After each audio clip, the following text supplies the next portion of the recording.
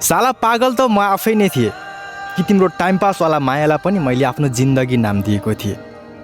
तिमी मबाट के चाहन्थ्यौ त्यो त मलाई थाहा भएन, तर शरीरसँग शरीर साटेर माया गर्ने यो धोकेबाजहरूको सहरमा मनसँग मन साटेर माया गर्छु भन्नु नै मेरो ठुलो गल्ती भयो।